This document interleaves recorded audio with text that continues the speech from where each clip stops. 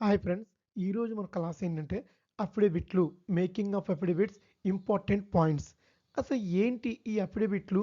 ఈ అఫిడవిట్లు అనేది చట్టంలోను, సిపిసిలోను 1908లో ఎక్కడ పొందుపరిచారు అనే దాని మీద నేను దీనికన్నా ముందు ఒక షార్ట్ వీడియో చేశాను. దానికి రిలేటెడ్గానే ఈ యొక్క లాంగ్ వీడియో. ఓకే. అఫిడవిట్ అనగా ఏంటంటే first rule 34 civil rule of practice ప్రకారం కోర్టు యందు ఏదైనా దాఖలు చేయుచున్నప్పుడు అందు వివరించబడే విషయము నిజమని ప్రమాణపూర్తిగా వ్యక్తిగతంగా ధృవపరచుచున్నాను తెలుపటమే అఫిడవిట్. అఫిడవిట్‌కి సెక్షన్ ఏమన్నా ఉందా అంటే గనక ఉంది. ఏ అఫిడవిట్ అయినాను సెక్షన్ 139 సిపిసి ప్రకారం దాఖలు చేయబడును. అఫిడవిట్ దారుడు అంటే ఎవరు? అఫిడవిట్ దాఖలు చేస్తున్న వ్యక్తిని సివిల్ రూల్ ఆఫ్ ప్రాక్టీస్ 48 ప్రకారం డిపోనెంట్ అంటారు. ఒక అఫిడవిట్ దాఖలు చేయుచున్నప్పుడు దాఖలు చేయు వ్యక్తి ఎవరినైనాను డిపోనెంట్ అని అనెదరు. వారు ప్లెయింటిఫ్ అయినా, డిఫెండెంట్ అయినా, అడ్వకేట్ అయినా, అడ్వకేట్ క్లర్క్ అయినా ఎవరైనా సరే అఫిడవిట్ ఇచ్చే వ్యక్తి డిపోనెంట్ అనే పిలవాలి. ఓకే.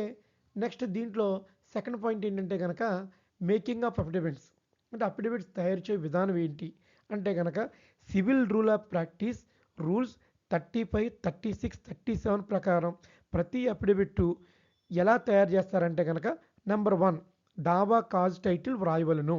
ఫస్ట్ అంటే in the court of the so అలాగనమాట.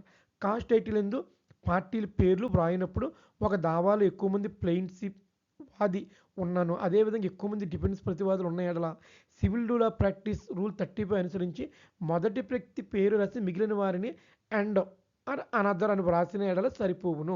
అందరి పేర్లు వ్రాయవలసిన అవసరం లేదు. ఈ విధానం ప్లెయింటిఫ్ విషయంలో, డిపెండెంట్ విషయంలో కూడా అనుసరించవచ్చును. ఇది ఫస్ట్ పాయింట్. ఇది మేకింగ్ ఆఫ్ అఫిడవిట్స్లో. సెకండ్ పాయింట్ ఏంటంటే అఫిడవిట్ సెక్షన్ వ్రాయవలను. అది డిపోజిషన్ అఫిడవిట్టా లేక అఫిడవిట్ అనేది వివరిస్తూ వ్రాయవలను. ఓకే. అఫిడవిట్ దారిని పూర్తి వివరాలు వ్రాయవలను. అంటే డిపోనెంట్ అతని పేరు, తండ్రి పేరు, కులము, వృత్తి, వయస్సు, పూర్తి అడ్రస్సు వ్రాయవలను. ఈ అఫిడవిట్ దారుడు ఎవరో వ్రాయవలను. అఫిడవిట్ దాఖల వ్యక్తిని డిపోనెంట్ అంటారు అనుకున్నాం కదా. ఆ డిపోనెంట్ ఎవరో ఇక్కడ వ్రాయవలను. అంటే ఎవరు? ప్లెయింటిఫా, డిఫెండెంటా, అడ్వకేటా? సార్ ఇదేంటి అడ్వకేట్ అంటే ఏంటంటే ఒక్కోసారి మన ప్లెయింటిఫ్ అందుబాటులో ఉండడం. అలాంటి టైప్లో మనమే ప్లెయింటిఫ్ తరపున మనమే అఫిడవిట్ ఇస్తాం అడ్వకేట్గా. అలాగే డిఫెండెంట్ ఉండడు. అప్పుడు డిఫెండెంట్ తరపున మనమే ఇస్తాం. అది అడ్వకేట్ దాఖలు చేసి ఉన్నదని వ్రాయవలను. ఏ విషయం కోర్టు వరకు తెలుపుచున్నామో మ్యాటర్ క్లియర్ కట్గా రాయాలి. 3 అఫిడవిట్ దారుడు సంతకం చేయాలి. అంటే డిఫెండెంట్ దారుడు ప్రమాణం ఎవరి ఎదుట చేయబడినదో వారి సంతకం చేయవలను. ప్రమాణం ఎవరి ఎదుట చేయవలను అనే విషయంలో సివిల్ రూల్ ఆఫ్ ప్రాక్టీస్ 38 ప్రకారం అనేక మంది అధికారులు సూచించడం జరిగి ఉన్నది. కోర్టు యందు దాఖలు చే అఫిడవిట్లో విషయంలో మరొక అడ్వకేట్ చేత సంతకం చేయించినా సరిపోవును. అంటే మన పక్క అడ్వకేట్‌తో సంతకం చేయిస్తే సరిపోతుంది. అయితే దీంట్లో ఇంపార్టెంట్ పాయింట్స్ ఏంటి అంటే గనక థర్డ్ విషయం, మూడో మ్యాటర్. ఇంపార్టెంట్ విషయం ఏంటంటే ఎప్పుడైనా ఒక అఫిడవిట్ వ్రాయిచున్నప్పుడు రూల్ 35 ప్రకారం పేరాలుగా వ్రాయవలను. మొత్తం కలిపి ఒకేసారి వ్రాయకూడదు. ఇది ఎక్కడైనా ఒకటే రూలు. పేరాలుగా విభజిస్తూ వ్రాయినప్పుడు ప్రతి పేరా యందు ముఖ్య విషయంతో వ్రాయడం మంచిది. ఎన్ని పేరాలుగా వ్రాసినాను తప్పు లేదు. ప్రతి పేరాకు తప్పనిసరిగా నెంబర్లు వేయవలను. ఈ నెంబర్లు అనేటివి రోమన్ అంకెలు వాడడం మంచిది. చూచుటకు ఇంపుగా ఉండును. పై విధంగా పేరాలుగా వ్రాసి నంబర్లు వేయడం అనేది మన మంచికే. కోర్టు వారు అఫిడవిట్ దాఖలు చేయు విషయమును వెంటనే గుర్తించుదురు. డిపోనెంట్ పేజీ చివర సంతకం చేయవలను. ఒకవేళ 4, 5 పేజీలు వచ్చిన ఎడల ప్రతి పేజీ చివర సంతకం చేయవలెను. ఈ విధంగా ప్రతి పేజీ యందు సంతకం చేయడం అనేది కూడాను మనకే మంచిది. ఎవరు దాన్ని ట్యాంపర్ చేయకుండా ఉండును. కానీ చివరి పేజీలో మాత్రం తప్పనిసరిగా సంతకం చేయవలెను. లేనిచో రిటర్న్ చేయబడును. Next point. ఏ అఫిడవిట్ అయినను దాఖలు చేయనప్పుడు జతగా సంబంధిత అప్లికేషన్ పిటిషన్ దాఖలు చేయవలెను. అంటే అఫిడవిట్ ఉంటుంది. దాని వెనకాల పిటిషన్ కాపీ ఉంటుంది. దాని వెనకాల పిటిషన్ డాక్యుమెంట్ ఉంటదన్నమాట. 3 కలిపి మనం ఫైల్ చేస్తాం. ఇది నేను చెప్తాను నేను ప్రాక్టికల్‌గా. దావాతో పాటుగా అఫిడవిట్‌కి ఎటువంటి సెపరేట్ పిటిషన్‌లు ఉండవు. దావాతో పాటుగా దావాతో పాటు కాకుండా విడిగా ఒక ఐఏ దాఖలు చేయుచున్న ఎడల తప్పనిసరిగా ప్రతివాదులకు నోటీస్ ఇవ్వాలి దీంట్లో. ఓకే. ఇవి అఫిడవిట్లు, making affidavits important points. Next legal explanation affidavit in CPC. అసలు వాట్ ఈజ్ అఫిడవిట్ అంటే మీకు సింపుల్గా an affidavit is a written statement of facts made voluntarily by a person and sworn affirmed before an authority like a magistrate, commissioner of oaths or notary.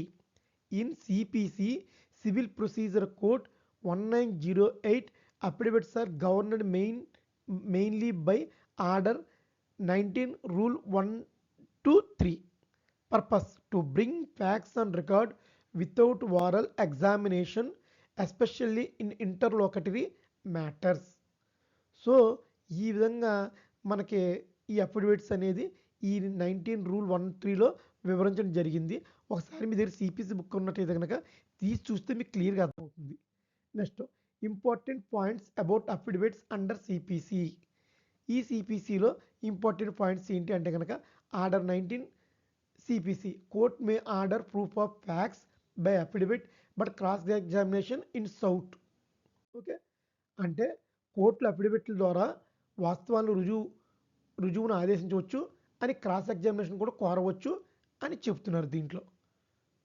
Okay, 2 నియమం 2 court అవసరమని భావిస్తే affidavit సాక్ష్యాలను మౌఖిక సాక్ష్యం ద్వారా తిరస్కరించవచ్చు. Okay, నియమం 3 rule 3 అఫిడవిట్లో వాంగ్మూలం ఇచ్చే వ్యక్తికి తెలిసిన వాస్తవాలు మాత్రమే పేర్కొనాలి. మధ్యంతర దరఖాస్తుల్లో నమ్మక ప్రకటనలు అనుమతించబడతాయి కానీ స్పష్టంగా ప్రస్తావించబడాలి. 4 ధృవీకరణ సరైన ధృవీకరణ నిబంధన కలిగి ఉండాలి. సమాచారం నమ్మకంగా ఆధారంగా ఏదైతే అది ఉండాలి.